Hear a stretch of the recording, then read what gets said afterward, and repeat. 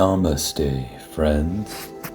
Today I take you on a journey not just through the streets of Kathmandu, but through its soul, a city that has endured, thrived, and illuminated countless lives, including my own. This is not merely a guide, it is a story of resilience, a hymn of spirituality, and a testament to the boundless capacity of the human spirit. I came to Kathmandu as a seeker. Little did I know that this city would challenge my perspectives, open my heart, and leave me forever changed. So let us begin our journey. Kathmandu, the beating heart of Nepal, was once a flourishing hub along the ancient trade routes between Tibet and India. Its rich history dates back to the Lakavi dynasty, 400 to 750 AD. These were the golden days when art, architecture, and religion interwove to create the city's intricate tapestry. The valley, as legend has it, was a vast lake until the Bodhisattva Manjushri struck the hill with his sword, draining the waters to reveal this sacred land. Today the valley is home to 7 UNESCO World Heritage Sites, each whispering tales of glory and devotion. Yet the city has also faced hardships.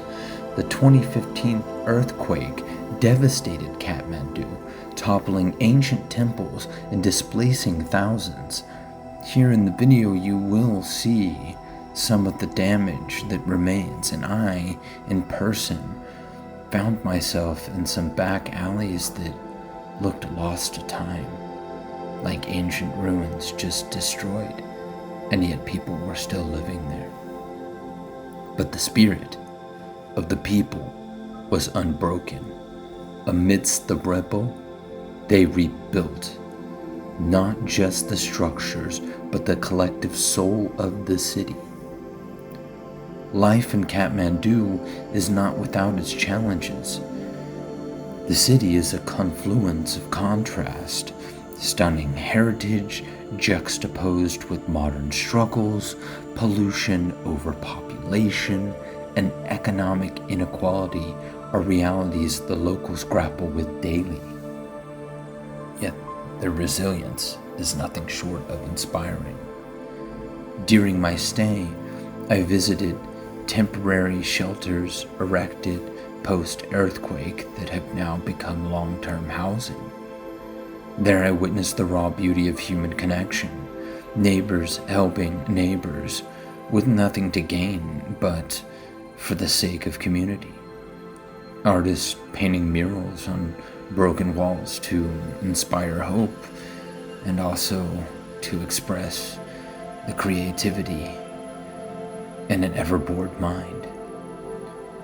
The spirit here doesn't just endure, it transforms. Kathmandu is a sanctuary for the soul, from the omnipresent prayer flags fluttering in the winds to the deep chants emanating from monasteries up high, rippling down into the city below. Spirituality is woven into every facet of life here. Many times I would walk by some wooden doorway in an alley or on an off-street, and I would see some sort of puja or symbology written with herbs and paste on the doorways. At the Swayambhunath Stupa, or the monkey temple, I found myself overwhelmed by an energy so ancient and profound. It felt as though the universe had pressed pause, and not just while I was watching the monkey dog fights that are so prevalent there. I mean, they really do wage war on each other.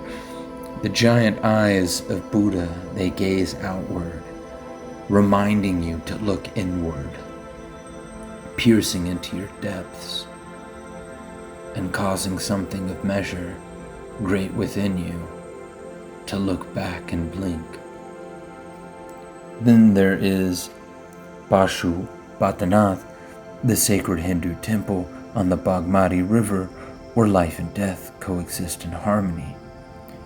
The sight of cremation ceremonies may feel jarring at first, but here death is not an end.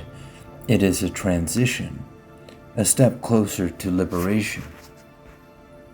I spent hours meditating in the shadow of Buddhanath Stupa, a place that emanates serenity like no other.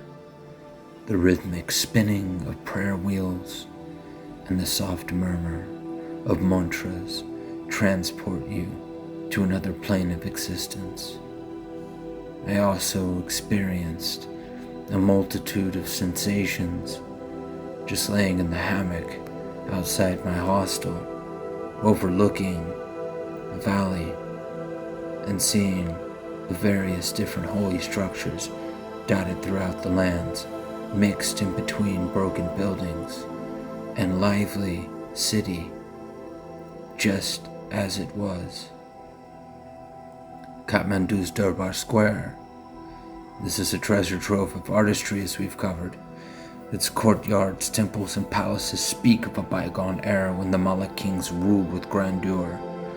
The living goddess Kumari resides here, a reminder of the unique cultural blend of Hinduism and Buddhism, which we also talked about in another episode.